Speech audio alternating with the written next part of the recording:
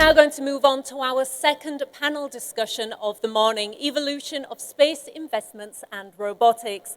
This is going to be moderated by Dustin Plantholt, the most sought-after crypto connector, Forbes Monaco crypto editor, Bitcoin.com host, and internationally recognized metaverse blockchain crypto advisor. Is this thing on? All right. Thank you so much, by the way, for that gentle and nice handoff.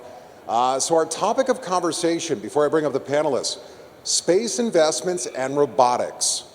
So let's think about that topic for a minute. And I will tell you going into this conversation, Adnan signed me up for it. I am not a financial advisor, but I am somebody that became a cryptonaire. It's like the millionaire version in the crypto space, that I became a cryptonaire. How did I do it? I asked questions of super smart people that were very, very connected to all industries on Earth.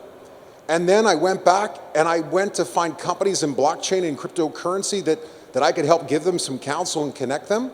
So when you ask yourself how you fit into this conversation, we're about to talk about investments, your money, your friends' money, your neighbors, your time, because your time is money. The next topic we'll get into is robotics. Why does it matter? Some of you out there are like me, we're lazy or we're out of time. Now, the world of outer space, because I am not the expert, but I'm going to bring up a panel that is. I'd like to bring up my panelists, Malak, Aliriza, and Adam. Please come on up.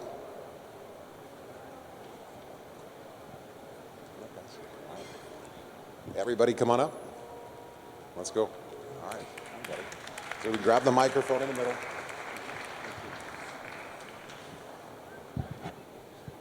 Okay, what do you want us, by the way? Perfect. All right, let's dig in. And again, for the audience out there, looking at it from a, what are you here for? The world of investments come in many types. In Dubai, we typically are seeing, or at least the new thing is this world of blockchain and crypto. But there's this even grander thing, and that is what's beyond here. So to our panelists, and I'm going to kind of go down the line in terms of questions, where do you get your information from? I mean, digging into the world of robotics or investing time. All of you know someone that is high performance, super successful.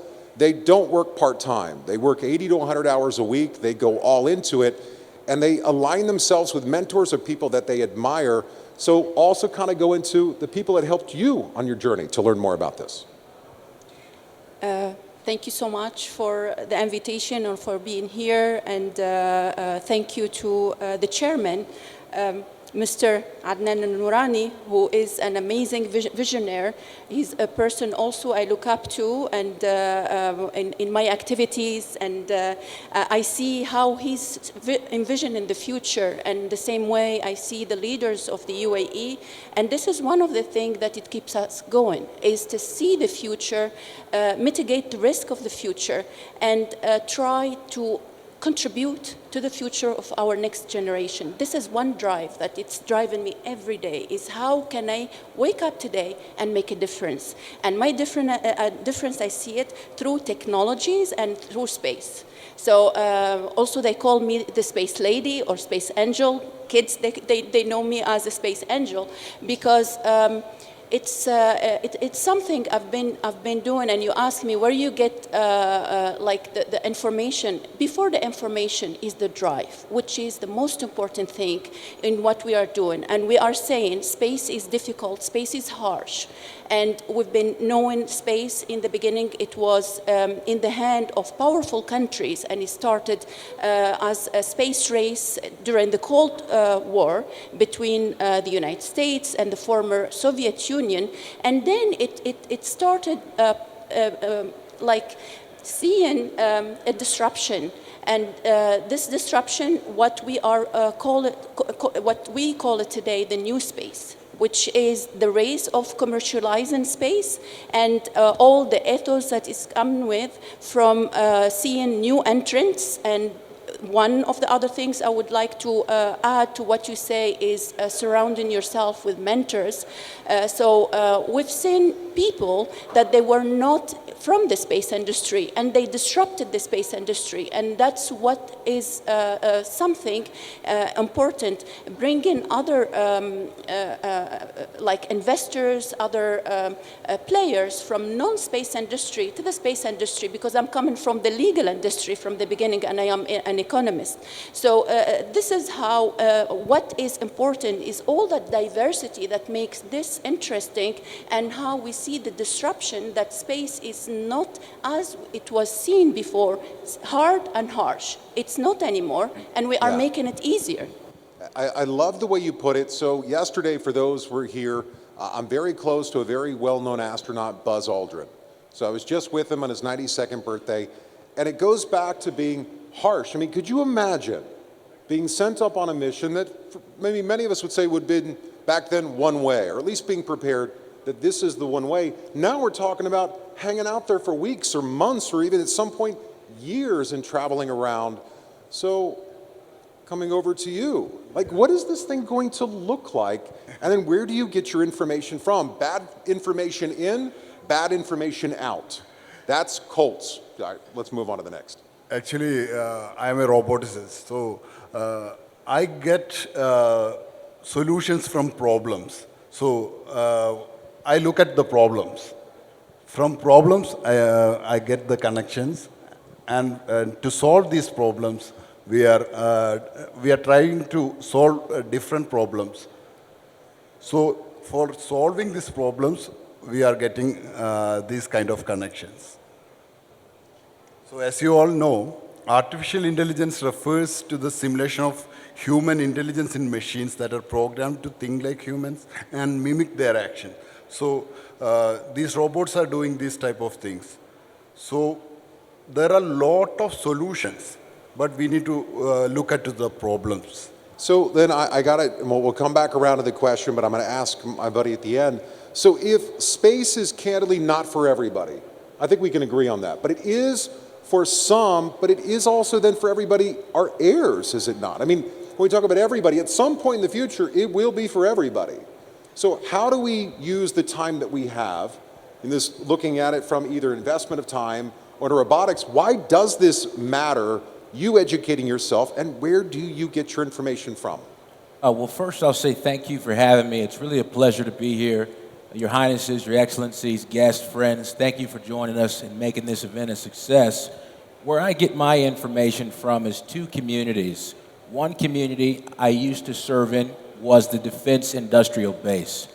The Defense Industrial Base is very focused from a national security perspective in terms of satellites, communication systems, intelligence, not just to protect their national security interests, but also to make sure that they protect from extraterrestrial threats. So Defense Industrial Base is one of the areas I get my information. The second area where I get my information is from the venture capital, private equity, and hedge fund organizations. They are always looking to diversify their portfolios and essentially stay ahead of what's happening in the emerging markets. And particularly in that space, we're seeing a lot of the 10 to 20-year plans of what will be the latest, greatest, innovative tech. And I'll say this lastly, in the space domain, the human race will colonize. We'll have to have healthcare systems, we'll have to have transportation, we'll have to talk about mining and new energy resources. So in the future, in 20 years' time, we will be colonizing and we will be building new infrastructure across 17 critical infrastructure sectors. I love that, and I wrote down a note. So I'm going to ask the audience here, because everybody is super engaged playing with their phones. Does anybody like pie? Everybody likes pie. So in the back there with the cool guy jacket, what's your favorite kind of pie? So did I hear apple pie? Okay, so I want, as we dig into this next question, you think about pie or something, maybe a rental unit. It's priority. So as we look at investing, if I were to say you only have so much pie, now pie is your bank account, pie is your wallet, pie is your time, where should you be focusing that from a priority standpoint? If I was to say to you, look, you have 4 pieces of apple pie, you can give it out. It will net you something long term. where should your pie go? Where should that thing that you like go? That there's only so much of it. So I'm going to start with you at the end. I have a pie. What percentage should I give away focus-wise into the world of investments, specifically towards space, AI, automation, robotics? What percentage of the pie would you put into it? Well, I would say that it's always important to have a percentage of your fund dedicated to a throwaway sector. And that's primarily because it may perform. Now, before you do that, you obviously want to go through the due diligence process. Most of the investors are looking at 3x, 5x, 10x returns on these projects. So I would say make sure you have a team of young, innovative experts who can look at the numbers, who can look at the market trends, and look for the 3 to 5x and 10x returns, particularly looking into the space if you're going to dedicate a percentage of your funds to the space investments. So, I guess I'm going to push you on the topic, percentage. Again, percentage. What percentage should go towards something at high risk, longer term? Might not even happen in your lifetime. I mean, isn't that crazy that investing, that many of the investments for those that have kids, you're not even going to see it in your lifetime. So if we're looking out far out to the time where this will become the thing, what percentage of your pie, if today you go, look, my bills are paid, I've got a good, comfortable lifestyle, but I can't see 100 years from now, 200, what percentage of that free spendable money would you put towards this? And what would you be looking at? I would say put 2 to 2.5% of your investment in this particular pot. You can structure it a number of ways, whether you are an LP and you're dedicating money to a fund, because that fund will perform depending on what the projections are. LP, what's LP? Limited partnership. Okay, so when we're talking funds and so forth, we're looking at potentially LPs, limited partners that will sign up with a fund. They dedicate a certain amount of money to that fund that they will commit. There are a lot of fund managers out there, some who are performing very well, some who are not, but I would advise 2.5%, find a fund. There are very successful funds in the United Arab Emirates and other locations as well. And is it free, because we're coming down to our final 10 minutes and I talk a lot, that if someone wanted to come up and just ask you, who should I meet or who should I connect with? Would you be open to making some introductions? Absolutely, and through the private office, we'd be happy to support you all with your objectives from a business perspective. And many of you know Mr. Adnan Al-Noorani, who's here, and our team, so we're happy to talk about space and work with you. So, next question, because I've met your team. Yeah. You know, to me, when I ask people around the world, so being the head of Forbes Crypto in Monaco and advising companies in blockchain, you know, I get to know people. I want to know the team, because at the end of the day, you know, it is the idea that comes easy. Execution is the hard part. As I said yesterday, a really well-known billionaire, that's the richest person in the world, once said, how many hours? 80 to 100 hours. Now, some of us might work a little differently. Some of us have other hobbies and things, but at the end of the day, the team. And then talk about accountability. So someone's looking to invest into a company. Should they be allowed? Is it okay to bring reality to the CEO at times to help them pivot? As I told you before, I connect problem solvers. Like if they have the capability to solve the problem, and if they want to invest to solve a problem, a real world problem, then definitely they can connect with us. And that's the way most of the team members, they come to us. We didn't go to team and find people. All my team members are problem solvers, and they are connected to solve these problems. I love the way you put it. When we talk about solving problems, yes. Back to earlier, that the problems you're looking to solve right now might not even be something that nets you a return for 10, 20, 30 years or a lifetime, but you said something earlier in terms of connecting with people. And Adnan, you had started this entire event with having the children come up. That is what we're doing right now. Does it matter? Is it for our heirs? And if so, some of us, we've become, call it desensitized to having empathy. How can we get back to that place where we see the things that maybe we did experience and see, and now, again, other things have distracted us? Well, first of all, I would like to come back to one point regarding the investments. And it's very important to understand the economy of space, which is different than other economies. So the space economy today is evaluated at $4 billion US dollars. And in 2040, it will reach 1 trillion.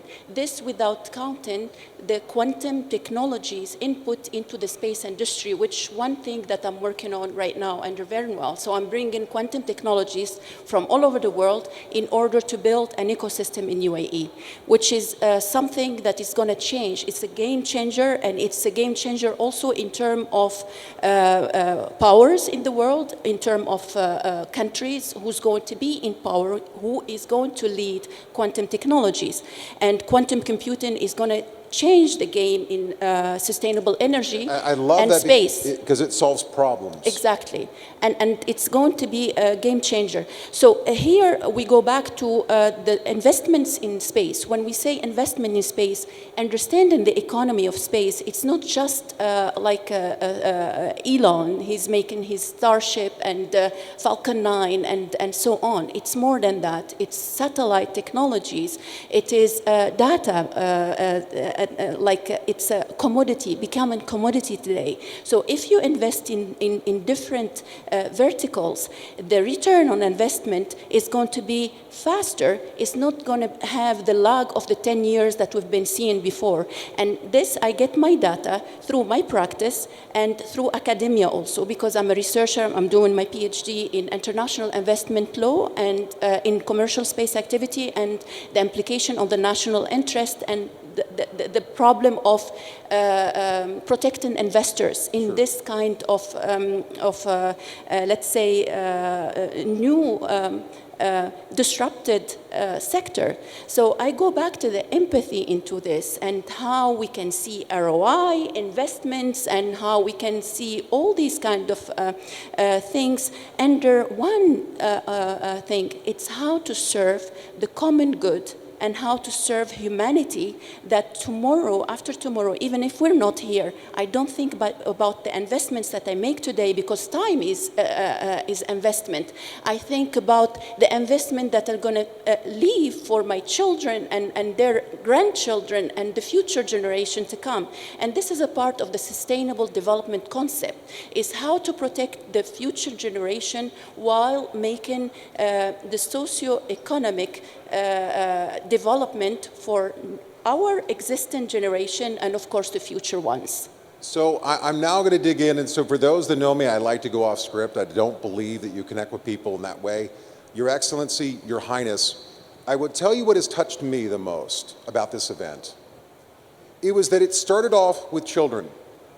That this was so that these young people can look at a group of some of the most successful people in the world and go tell friends and family for the rest of their life that there was this moment in time, that they got to be in a room and feel special and see something, and all of us are now a part of creating that future for them. My son, I brought him here because I wanted him to see, see the things he hears about on TV or he might read about in school, and this is why this conversation matters more than ever before, because it's going to come down to, what do you want? What do you want for your heirs? What do you want them to remember? And I will tell you this, that I do believe right now, this is the greatest transfer of wealth in human history. Not just money, but knowledge. And to me, this will matter more than ever before as you now decide what to do with the rest of your days. Morbidity and mortality, it is for certain. And for those of us that finally reach that point in life, the 38-year-olds, where you start to see, you're going, daggone, my hair is receding, I go, right now you're at this new stage, and that is where you spend your time. And so now moving over to robotics, why it matters, because I will tell you, as I said earlier, I am both lazy and out of time. What will robotics be in the future? Well, in the short amount of time that we do have, I will say that in 1969, we placed a man on the moon, and we did not believe we could do it. Some of our partners here today from NASA, we've got agencies represented here. We did a fantastic job with accomplishing that. But the future is autonomous travel. The future is autonomous mining. And with robotics, we don't have to put the human in that element where they're unable to travel. We can go as far as we can innovate, and I do believe that the UAE will do that, and we will see innovation thrive here, and robotics will be a key pillar of space travel as well as colonization. I love that. So I'm going to ask everybody in the room to either do this right now or think about this. There's a quote by a man by the name of Dan Pena. And while I do not agree with everything Dan says, there is something that Dan said to me many years ago. And he said, "Show me your friends and I'll show you your future." And I didn't know what that meant at first. And what he said is, so Dustin, take out your phone. Today, who are the people you've emailed? Who are the people you've texted? Who are the people that you have called? Look at all of those people. And if you average them out, that will become you. And so to me, as you build an organization, one that wants to make an impact around the world, to everybody here, you are looking to make an impact in the world. It comes down to who is in your inner circle, who has your values, who has the integrity when no one else is looking. And so building a community, building your tribe or your family as a leader that is focused on robotics, like this world, this ever-changing climate, how do you not forget who you are in that process? But how do you go all into the rabbit hole? So I know I threw a lot at them, so you decide which one. Actually, before telling that, I will tell you a story of a small boy who was thinking about solving a problem of plucking a coconut. In my country, in India, it's very, the southern part of India, Kerala, it was very difficult to pluck the coconuts from the coconut palm. So this small boy was thinking about a solution. How can this possible? So then he saw another guy is playing with a remote controlled helicopter. And fortunately or unfortunately, this boy was me, and I was seeing a guy playing with this helicopter. Then I was thinking about a solution for plucking the coconut. Then I found the first drone to pluck the coconut. And when I was a small student, in the age of 17, I found this solution. From this solution, I reached into where I am right now. Like now we are talking about artificial intelligence for space, artificial intelligence for metaverse. Even we have devices to solve this real world problem. So as Adam told, like there are a lot of ways to get connected and build this kind of team. Well said. And my final question, investing. Should I buy today or should I wait for the dip? And in robotics and in space, is now the time? Or do I just keep waiting for the next dip? Should just keep waiting. It's a green day today. I'm going to wait till tomorrow. Or it's a red day. I'm going to wait till tomorrow. What do you think? In a race, we never wait. So we are in the new age, and it was called the final frontier. It's the new frontier for us. So we are becoming multiplanetary species. And what I've been talking about so much is on-orbit servicing, or OOS, or in-orbit servicing, which is spacecraft that it has a kind of robotic arms that it will service all satellites. The future, it will also not only service satellites, it will build the space infrastructure around the orbits. And this, DARPA is working on it, and commercial space actors, they are racing to working on it. There are a lot of risks in it. We need to count the risks also when we want to make investments and when we want to enter into technologies and try technologies. But the time is today. So I'm going to sum it up because we're out of time. Buy the dip. Because what we know is this. There are people innovating things that today We don't fully understand. One day, there will be more clarity because time reveals all things. So if you're on the sidelines, buy the dip. Thanks, everybody, for your time. Thank you.